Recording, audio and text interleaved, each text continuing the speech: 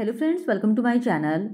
आज के इस वीडियो में हम लोग Bihar state paper 1 TGT social science के प्रीवियस ईयर क्वेश्चंस को आपके साथ डिस्कस करेंगे, वो भी यूथ कंपटीशन टाइम्स के बुक के अकॉर्डिंग।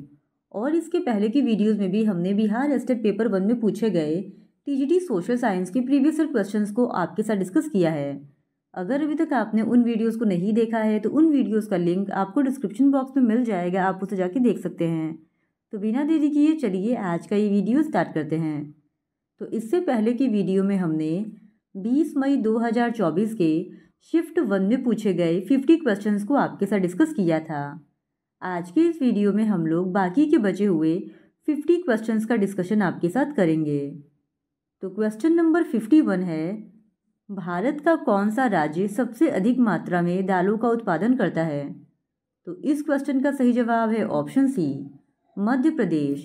आर्थिक सर्वेक्षण 2024-25 के अनुसार कुल दालों के उत्पादन में अग्रणी 3 राज्य मध्य प्रदेश, महाराष्ट्र और राजस्थान हैं।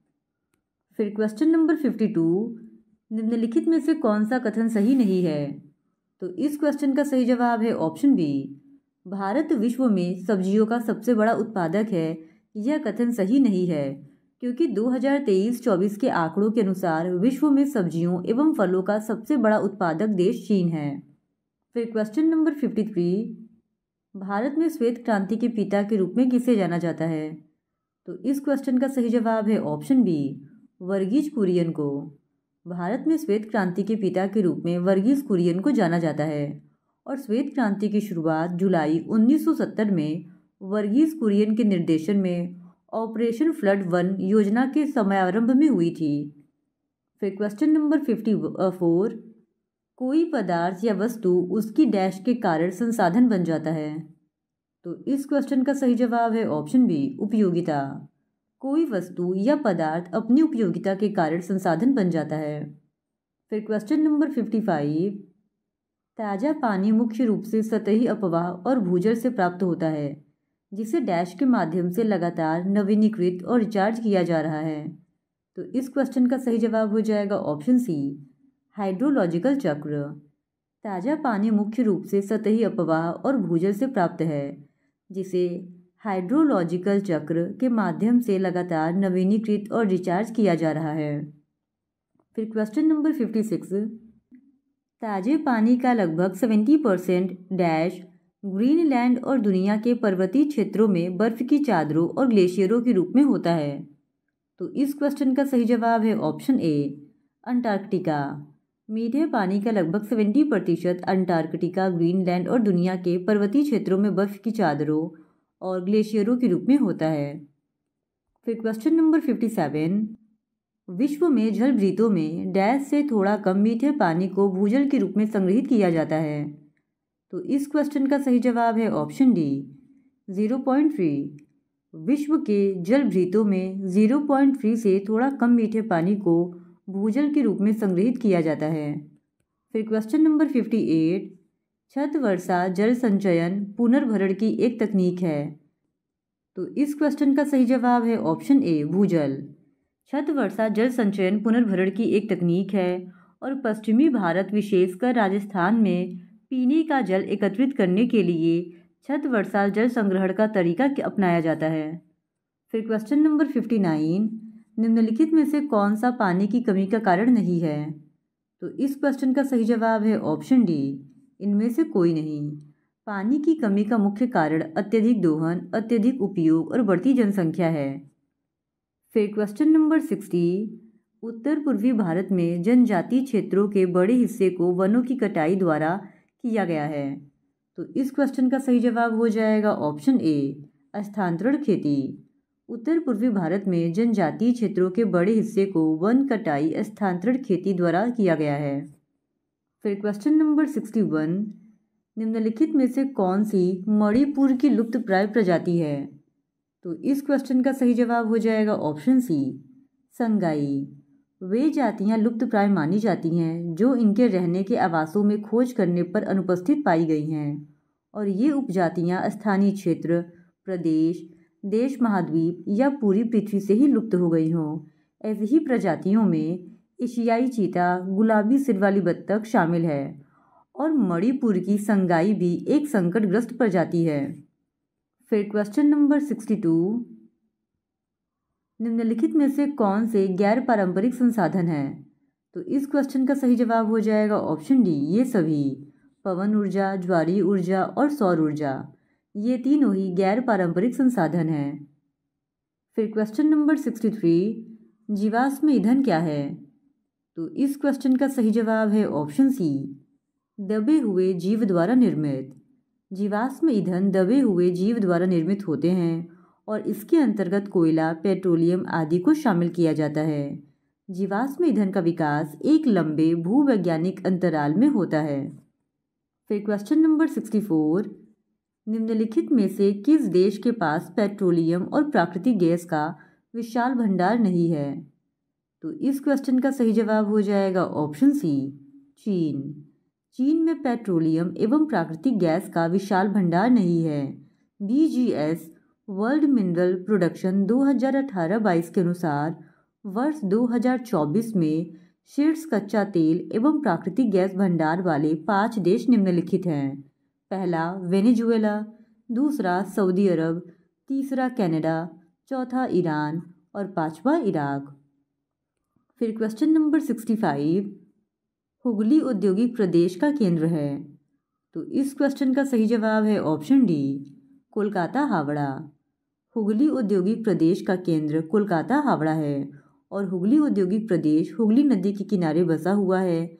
यह प्रदेश उत्तर में बांसबेरिया से दक्षिण में बिड़ला नगर तक फैला है। फिर क्वेश्चन नंबर 66, किस पतन का नया नाम जवाहरलाल नेहरू पतन रखा गया है? तो इस क्वेश्चन का सही जवाब हो जाएगा ऑप्शन बी, मुंबई। मुंबई पतन का नया नाम जवाहरलाल नेहरू पतन रखा गया है और जवाहरलाल नेहरू को नहावा सेवा में मुंबई पतन के दबाव को कम करने के लिए एक अनुषंगी पतन के रूप में विकसित किया गया था। फिर क्वेश्चन नंबर 67, निम्नलिखित में से कौन सा ऊनी वस्त्रों का केंद्र है? तो इस क्वेश्चन का सही जवाब हो जाएगा ऑप्शन डी, बीकानेर। बीकानेर ऊनी वस्त्रों का केंद्र है और ऊनी वस्त्र उद्योग के अन्य प्रमुख केंद्रों में जामनगर, बड़ोदरा, अहमदाबाद, पुष्कर, अजमेर, जयपुर, अलवर, भीलवाड़ा, सीकर, नागौर आदि उल्लेखनीय हैं। फिर क्वेश्चन नंबर 68, सूती धागे के विश्व व्यापार में भारत की बड़ी हिस्सेदारी है जो कुल व्यापार का डैश है। तो इस क्वेश्चन का सही जवाब हो जाएगा ऑप्शन ए, 0.25। सूती धागे के विश्व व्यापार में भारत की बड़ी हिस्सेदारी है जो कुल व्यापार का 0.25 अर्थात 1/4 हिस्सा है। फिर क्वेश्चन नंबर 69, भारत की GDP में कपड़ा उद्योग का योगदान डैश है। तो इस क्वेश्चन का सही जवाब है ऑप्शन सी, 0.04। भारत की GDP में कपड़ा उद्योग का योगदान 0.04 यानी कि 4% है। फिर क्वेश्चन नंबर 70, 2011 की जनगणना के अनुसार बिहार में प्रति वर्ग किलोमीटर जनसंख्या घनत्व है। तो इस क्वेश्चन का सही जवाब हो जाएगा ऑप्शन डी, 1106 व्यक्ति। फिर क्वेश्चन नंबर 71, कहलगांव तापी विद्युत परियोजना किस जिले में अवस्थित है? तो इस क्वेश्चन का सही जवाब हो जाएगा ऑप्शन बी, भागलपुर। कहलगांव तापी विद्युत परियोजना भागलपुर जिले में अवस्थित है और राष्ट्रीय ताप विद्युत निगम यानी NTPC के अधीन भागलपुर के कहलगांव नामक स्थान पर रूस की सहायता से ये बनाई गई थी। फिर क्वेश्चन नंबर 72, अविभाजित बिहार में निम्नलिखित में से कौन सा एक बड़ा कृषि औद्योगिक शहर था? तो इस क्वेश्चन का सही जवाब है ऑप्शन बी, डालमिया नगर। अविभाजित बिहार में डालमिया नगर एक बड़ा कृषि औद्योगिक शहर था और वर्तमान समय में यह झारखंड का हिस्सा है विभाजन के बाद।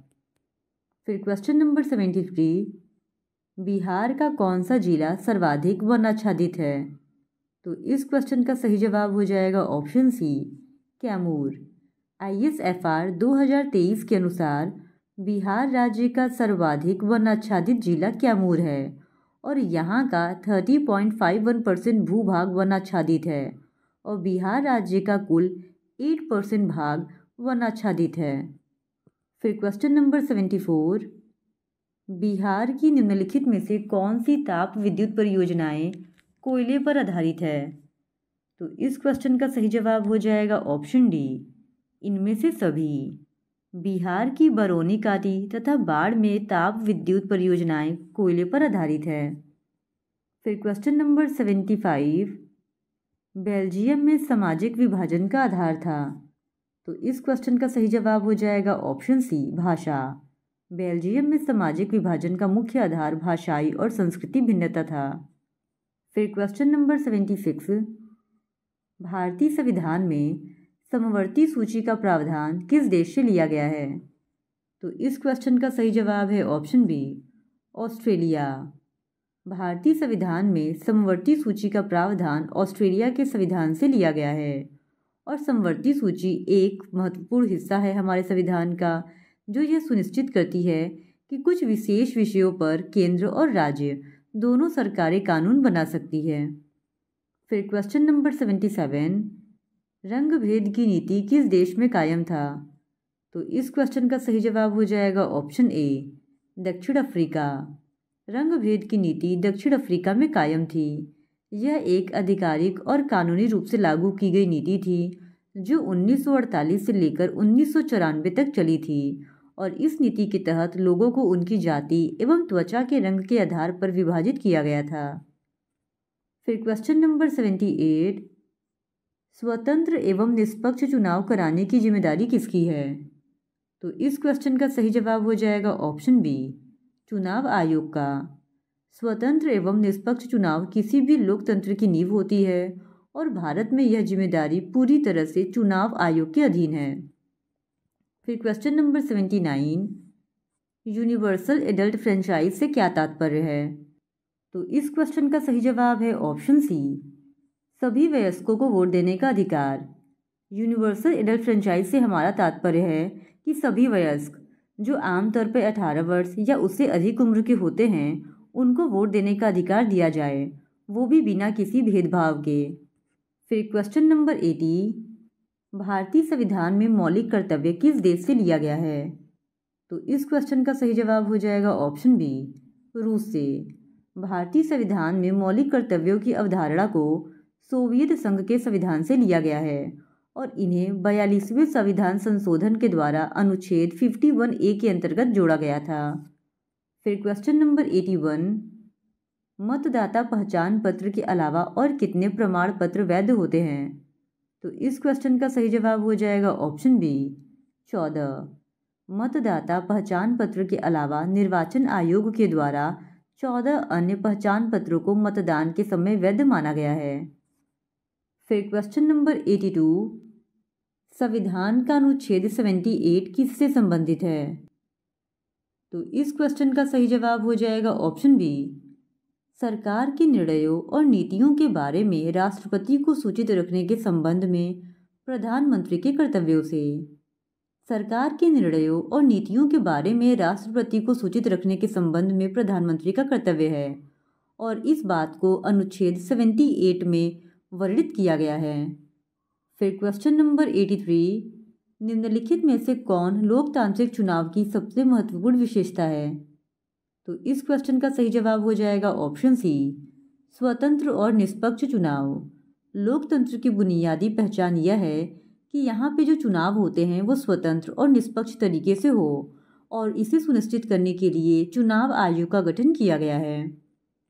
फिर क्वेश्चन नंबर 84, लोकसभा के लिए निर्वाचन क्षेत्र निम्न पर आधारित है। तो इस क्वेश्चन का सही जवाब है ऑप्शन ए, आबादी। लोकसभा निर्वाचन क्षेत्रों का निर्धारण भारत में आबादी के आधार पर किया जाता है। फिर क्वेश्चन नंबर 85, भारत में आपातकाल सर्वप्रथम लागू हुआ। तो इस क्वेश्चन का सही जवाब है ऑप्शन बी, 1962 में। भारत में आपातकाल सबसे पहले 26 अक्टूबर 1962 को लागू हुआ था और यह आपातकाल चीन के साथ हो रहे युद्ध के कारण लगाया गया था। फिर क्वेश्चन नंबर 86, लोकसभा में बहुमत दल नेता कौन होता है। तो इस क्वेश्चन का सही जवाब हो जाएगा ऑप्शन बी, प्रधानमंत्री।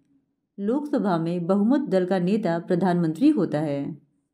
फिर क्वेश्चन नंबर 87, साधारण विधेयक को कानून बनने के पहले कितने चरणों से होकर गुजरना होता है। तो इस क्वेश्चन का सही जवाब हो जाएगा ऑप्शन सी 5। साधारण विधेयक को कानून बनने के पहले 5 चरणों से होकर गुजरना पड़ता है। फिर क्वेश्चन नंबर 88, राष्ट्रपति द्वारा लोकसभा और राज्यसभा के लिए नामांकित सदस्यों की कुल संख्या है। तो इस क्वेश्चन का सही जवाब हो जाएगा ऑप्शन सी 12। राष्ट्रपति के द्वारा लोकसभा और राज्यसभा के लिए नामांकित सदस्यों की कुल संख्या 12 है। वर्तमान में राष्ट्रपति केवल राज्यसभा में 12 सदस्यों को नामांकित कर सकते हैं, क्योंकि लोकसभा में नामांकन की व्यवस्था को 2020 से समाप्त कर दिया गया है। फिर क्वेश्चन नंबर 89, इनमें से कौन एक राजनीतिक अधिकार है?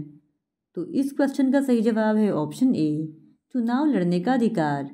राजनीतिक अधिकार वे अधिकार होते हैं जो नागरिकों को राजनीतिक प्रक्रिया में भाग लेने का अवसर देते हैं, जैसे कि वोट देने का अधिकार, चुनाव लड़ने का अधिकार और राजनीतिक दल बनाने या उसमें शामिल होने का अधिकार। फिर क्वेश्चन नंबर 90, सामाजिक विभेद का एक अच्छा परिणाम क्या है? तो इस क्वेश्चन का सही जवाब हो जाएगा ऑप्शन बी, लोकतंत्र को सशक्त बनाना। लोकतंत्र को सशक्त बनाना सामाजिक विभेद का एक अच्छा परिणाम है। फिर क्वेश्चन नंबर 91, निम्नलिखित में से कौन लोकतांत्रिक सरकार की विशेषता नहीं है? तो इस क्वेश्चन का सही जवाब है ऑप्शन सी, केंद्रीकृत निर्णय लेना। केंद्रीकृत निर्णय लेना लोकतांत्रिक सरकार की विशेषता नहीं है। फिर क्वेश्चन नंबर 92, आरटीआई कौन दाखिल कर सकता है? तो इस क्वेश्चन का सही जवाब है ऑप्शन ए, केवल भारतीय नागरिक।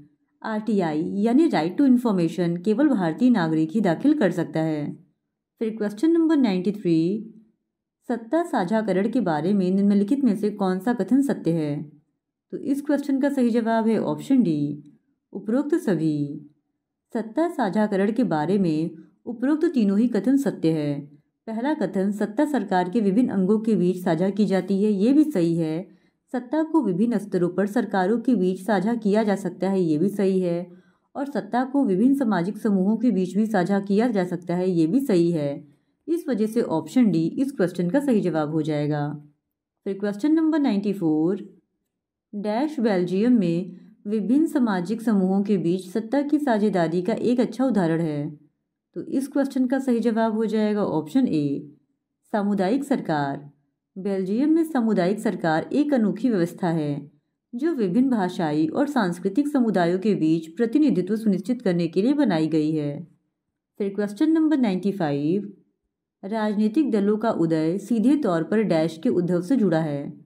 तो इस क्वेश्चन का सही जवाब है ऑप्शन सी, प्रतिनिधि लोकतंत्र। राजनीतिक दलों का उदय सीधे तौर पर लोगों के विचारों, आवश्यकताओं और हितों को प्रतिनिधि लोकतंत्र से व्यक्त करने और सत्ता में भागीदारी प्राप्त करने के रूप में होता है। फिर क्वेश्चन नंबर 96, भारत के चुनाव आयोग के अनुसार राष्ट्रीय पार्टी के रूप में मान्यता प्राप्त करने के लिए एक राजनीतिक दल का अस्तित्व होना आवश्यक है। तो इस क्वेश्चन का सही जवाब हो जाएगा ऑप्शन सी, कम से कम 4 राज्यों में। फिर क्वेश्चन नंबर 97, लोकतंत्र की सफलता की एक आवश्यक शर्त क्या है? तो इस क्वेश्चन का सही जवाब है ऑप्शन सी, लोकतंत्र में आस्था। फिर क्वेश्चन नंबर 98, निम्नलिखित में से कौन सा एक लोकतंत्र में संघर्ष को हल करने का तरीका नहीं है? तो इस क्वेश्चन का सही जवाब है ऑप्शन डी, सशस्त्र क्रांति। सशस्त्र क्रांति लोकतंत्र में संघर्ष को हल करने का एक तरीका नहीं है। लोकतंत्र में संघर्ष को हल करने के बहुत सारे तरीके हैं, जिनमें संवाद, सहमति और समझौता, न्याय करना, संसद का उपयोग करना, जन लाभबंदी, ये सब शामिल होता है। फिर क्वेश्चन नंबर 99, भारत में लोकतंत्र की सफलता के लिए कौन से कारक आवश्यक है? तो इस क्वेश्चन का सही जवाब हो जाएगा ऑप्शन डी, उपरोक्त सभी। भारत में लोकतंत्र की सफलता के लिए ये तीनों ही कारक जो ऊपर दिए गए हैं सभी आवश्यक है। इस वजह से ऑप्शन डी इस क्वेश्चन का सही जवाब हो जाएगा। फिर क्वेश्चन नंबर 100, विस्तार की चुनौती के संदर्भ में निम्नलिखित में से कौन सा विचार सही है? पहला विचार है स्थानीय सरकार को अधिक शक्ति सुनिश्चित करना। दूसरा, एक संप्रभु एवं कार्यात्मक राज्य की स्थापना करना। तीसरा, संघ की सभी इकाइयों तक संघीय सिद्धांतों का विस्तार। और चौथा, महिलाओं और अल्पसंख्यक समूहों का समावेशन। तो इस क्वेश्चन का सही जवाब हो जाएगा ऑप्शन सी, यानी पहला, तीसरा और चौथा, ये तीनों सही है, लेकिन जो दूसरा कथन है वह सही नहीं है कि एक संप्रभु एवं कार्यात्मक राज्य की स्थापना करना। तो इस तरह आज के इस वीडियो में हमने बिहार स्टेट पेपर 1 में पूछे गए टीजीटी सोशल साइंस के एक और प्रीवियस ईयर क्वेश्चन पेपर को आपके साथ डिस्कस कर लिया है। और अगर आप इसी तरह बिहार स्टेट पेपर 1 में पूछे गए टीजीटी सोशल साइंस के और भी प्रीवियस ईयर क्वेश्चंस को देखना चाहते हैं तो please do subscribe to my channel and like this video. Thank you very much.